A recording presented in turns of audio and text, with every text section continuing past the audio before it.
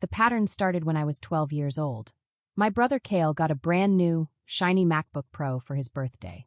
I got a used Dell laptop from Goodwill. Dad ruffled Cale, hair, and barely looked at me. "You wouldn't know what to do with a real computer anyway," he said.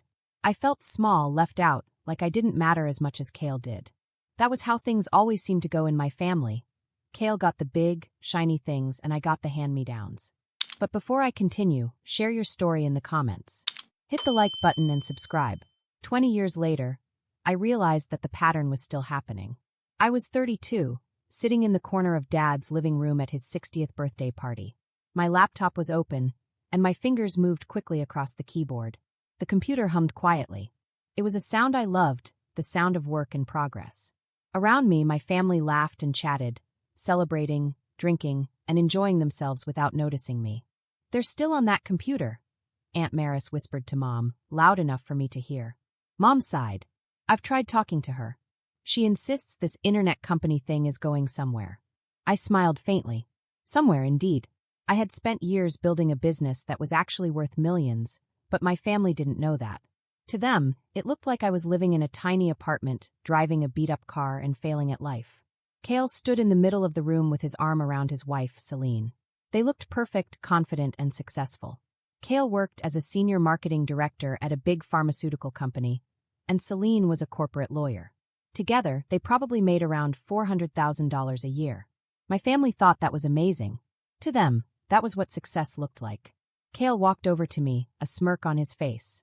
He was only 3 years older, but he always acted like he was superior. "Or are you too busy changing the world?" he said, looking down at my laptop. I didn't look up. "I'm good, thanks. Still working on that app thing." "What is it this time? Social media for cats? A dating app for nerds?" he said, leaning over my shoulder. "Something like that," I said quietly. I didn't want to explain. My projects were serious, but they'd never understand. Celine, with her wine glass in hand, joined in. "Cale told me you've been working on this for how long?" 7 years, I started. 8, I corrected myself. They exchanged a look, the one that said, "Poor thing, she still doesn't get it." 8 years, Cale said again, shaking his head. "Lyra, at some point, you have to accept that maybe this isn't your calling. How many failed startups are there now?" "For 5, I said quietly. 3. The other 2 had been sold successfully, but I didn't bother telling them that. I had learned long ago that the truth only made them laugh or mock me. Dad clinked his glass, calling for everyone's attention. "I want to thank you all for coming to celebrate with me. I'm 60 years old and I'm surrounded by the people who matter most." He went around the room, talking about each person. Cale and his career. Cousin Jorin and his new house. Younger sister Althea and her engagement to a dentist. When he got to me, he paused. "And Lyra, while Lyra's still figuring things out, we love her anyway." Polite laughter filled the room. I kept my face calm and my fingers moving on the keyboard. The afternoon dragged on. I answered urgent messages from my CTO and our lead investors, while everyone else talked about mortgages, vacations, and career promotions. "I'm worried about her," I heard Mom say to Aunt Maris in the kitchen. "She lives in that tiny apartment, drives a 10-year-old Honda, and barely makes enough money." At my age, Cale already owned a house. Aunt Maris said, "Some people are just less ambitious, less capable of traditional success." They didn't know about the apartment building I owned in downtown Seattle. They didn't know the Honda was fully paid for. They didn't know my checking account had more money than all their combined savings. I kept it hidden because I knew as soon as they found out, everything would change. They would start treating me differently, and I wasn't ready for that yet. Around 6 p.m., Cale came back. This time he brought Dad, Uncle Corin, and Cousin Jorin. "We need to talk to you," Cale said, pulling up a chair. They sat in a semicircle around me. "About what?" I asked. "About your future," Dad said gently. "We're worried," Cale said. "You're 32 years old. You've been chasing this tech dream for almost 10 years. Where has it gotten you?" "I'm happy where I am," I said calmly. Cale laughed. "Happy? You're broke. You live in a small apartment, drive an old car, and don't even date anyone because you work all the time. You have no career." "My projects are fine," I said quietly. Uncle Corin leaned forward. "Lyra, I looked up your company Neuraloflow.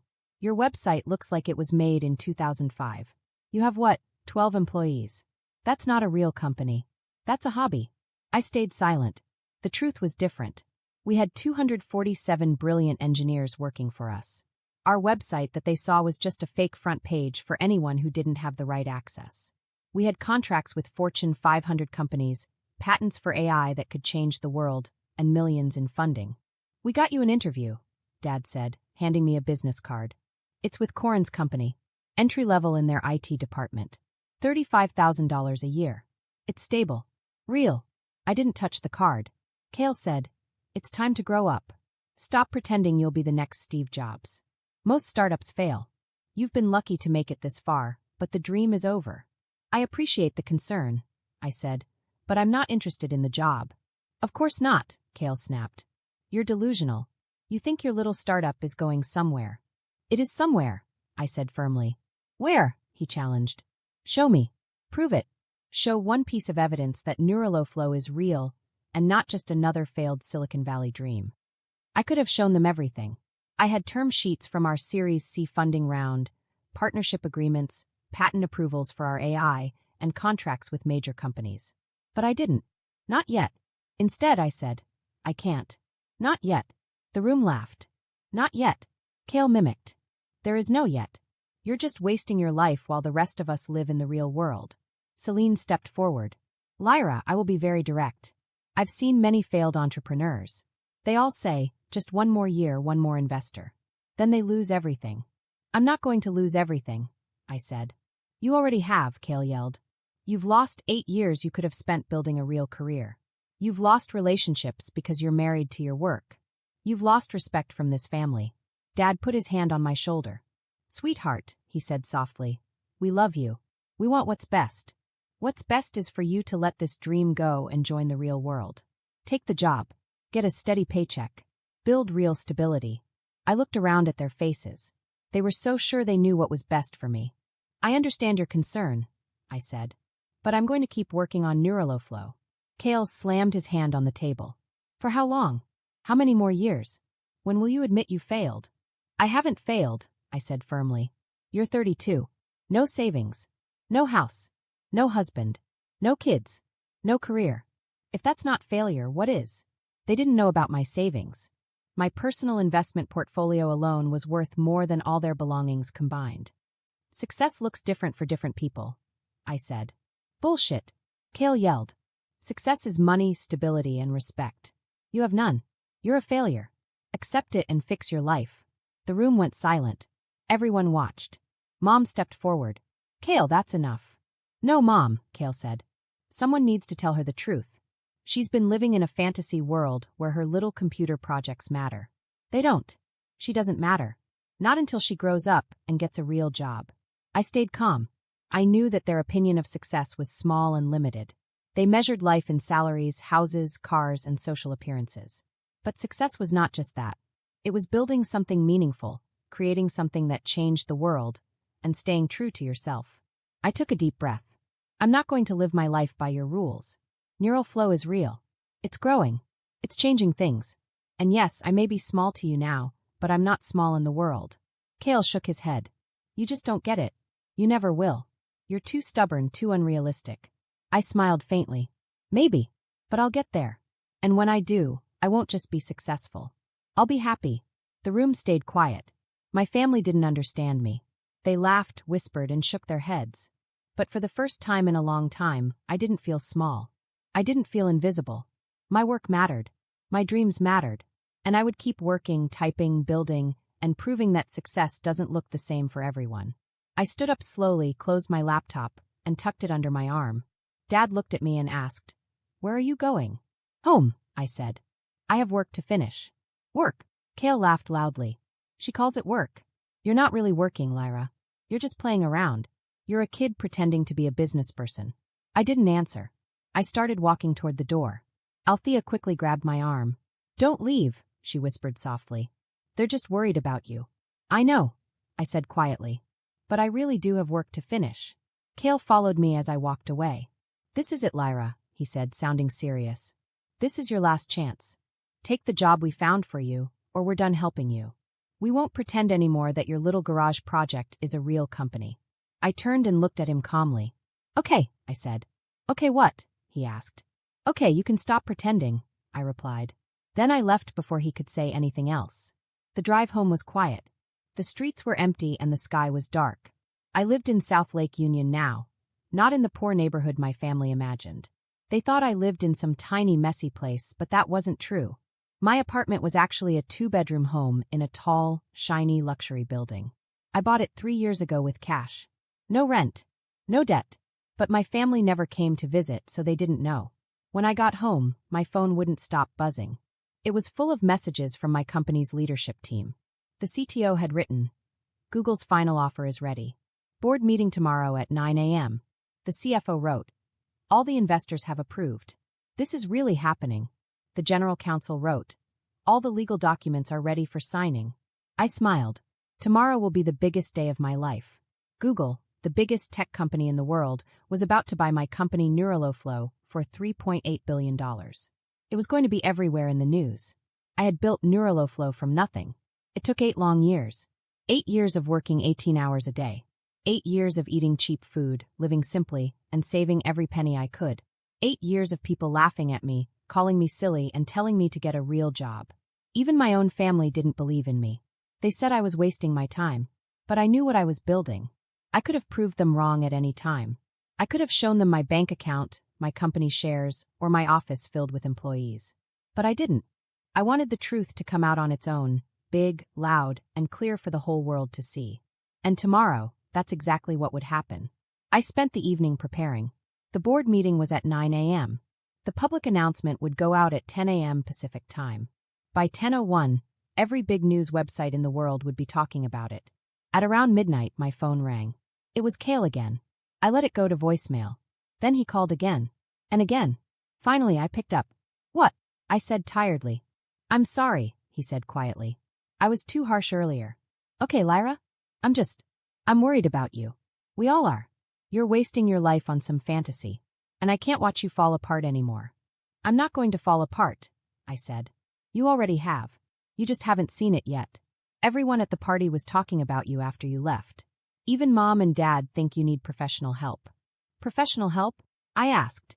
"Yes," he said. "Like a therapist.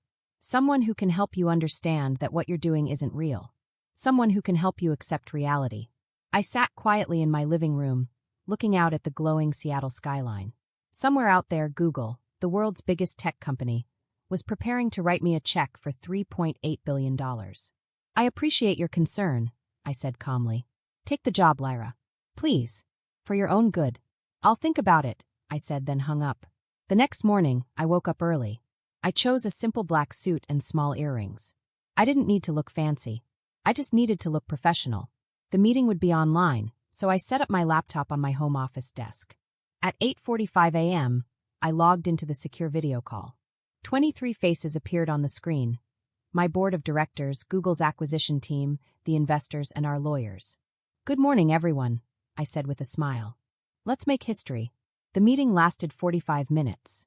Every detail had already been decided. All that was left was for everyone to vote, yes. One by one they did. Yes. Yes. Yes. At 9:43 a.m., it was official. The deal was done. At 9:55, Google's PR team sent out the press release. At 10:02, my phone started going crazy. Buzz, buzz, buzz. Texts. Calls. Emails. Journalists. Investors. Friends. People I hadn't heard from in years.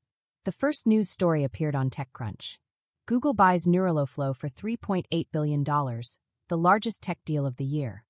Then Forbes posted, "Meet Lyra Chin, the 32-year-old founder behind Google's biggest AI bet." Then the Wall Street Journal. Neuraloflow sale marks a major shift in language technology. By 10:15, I was trending on Twitter. My phone rang again. It was Mom. "Lyra, are you seeing this?" she asked, her voice shaking. "There's a tech company with your name." "That's my company, Mom," I said. "Your company?" she whispered. "Yes. Neuraloflow. The one I've been working on for 8 years. But the news says it sold for $3.8 billion, she said, her voice full of surprise. "Yes," I said simply. She didn't speak. I could hear her breathing. "Mom, I have to go," I said. "I have interviews with CNBC and Bloomberg." "Wait, Lyra. I don't understand." "I'll explain later," I said gently. "I really do need to go." I hung up. The media requests kept coming all day. Every big tech website wanted to interview me. But I had already promised CNBC that I'd do a live interview at 2 p.m. At 1:30, I drove to their Seattle studio. The producer met me at the door. Her eyes were wide with excitement. "Miss Chin, we're so happy to have you here. Your story is everywhere." The interview was simple.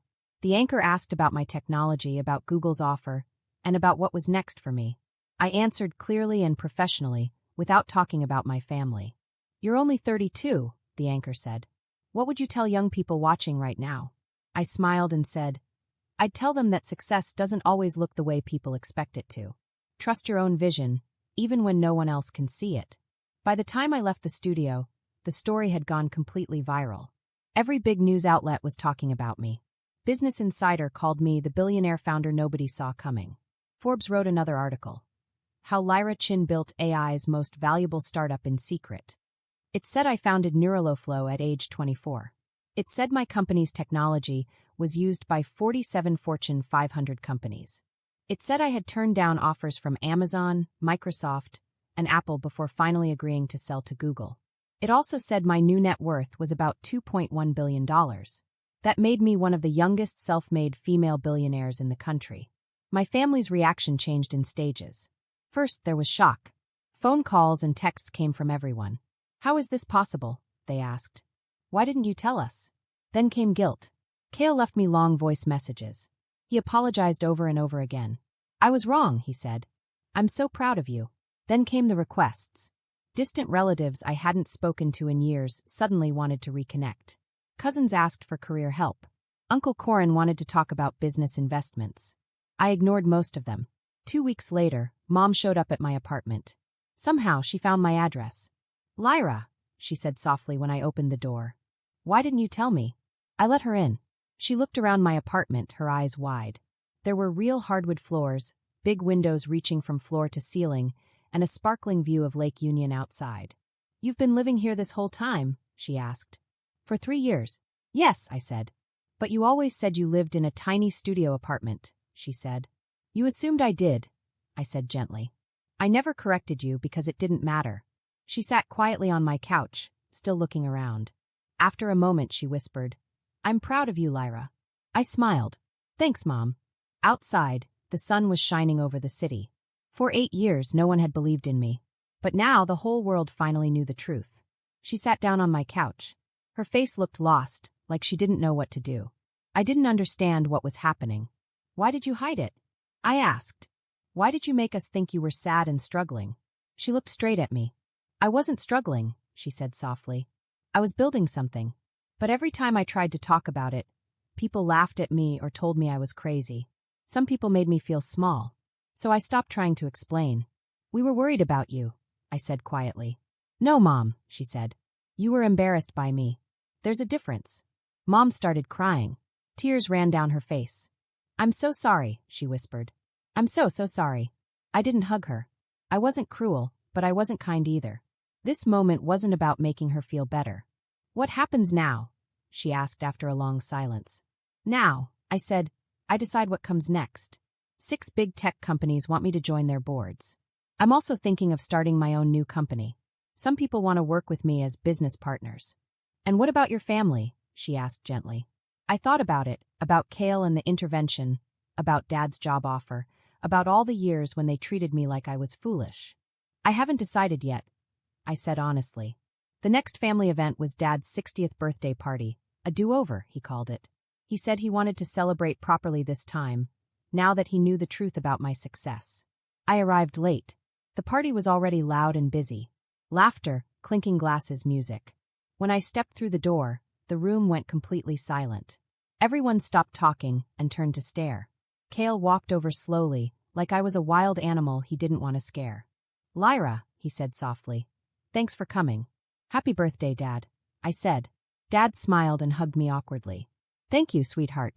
I'm so proud of you. I've always been proud of you." That wasn't true, but I let it go. The whole evening felt strange, like I was living in a dream. People who had ignored me for years now wanted to hear every little detail of how I'd become successful. Family members who once said my work was silly now told everyone they always knew I'd do something big.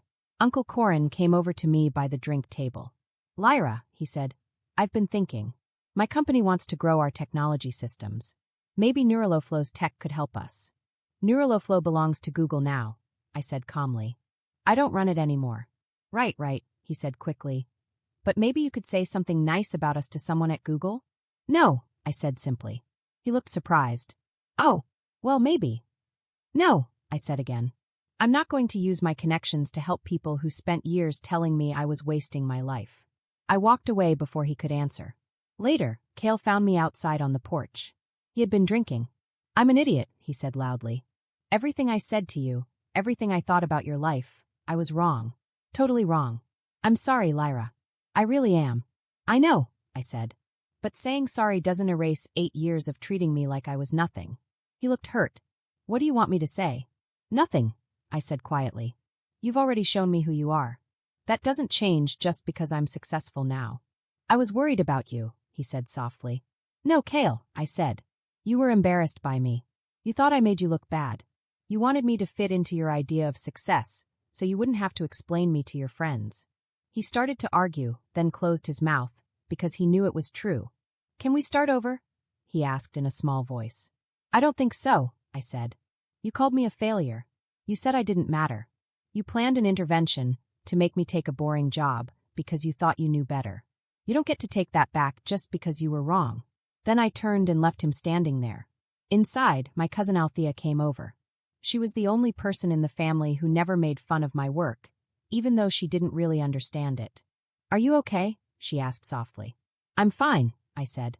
No, really, she said. I know this must feel weird. Everyone is acting nice now. It is weird, I said, but it's also clear. Now I know who was with me when it mattered, and who only cares now that I'm successful. She nodded slowly. I'm sorry. I should have stood up for you more. I should have stopped people from making fun of you. Yes, I said. You should have. She looked down, but she didn't make excuses. That mattered. The party ended around 10 o'clock. Dad came up to me as I was putting on my coat. Lyra, he said, before you go, I want you to know that I'm proud of you. I always have been. I looked straight at him. Dad, 2 weeks ago you tried to get me a small IT job because you thought I was delusional and needed to grow up. He winced. I was wrong. You were, I said. And now you're proud. But here's the thing. I'm the same person I was 2 weeks ago. The only thing that changed is your opinion.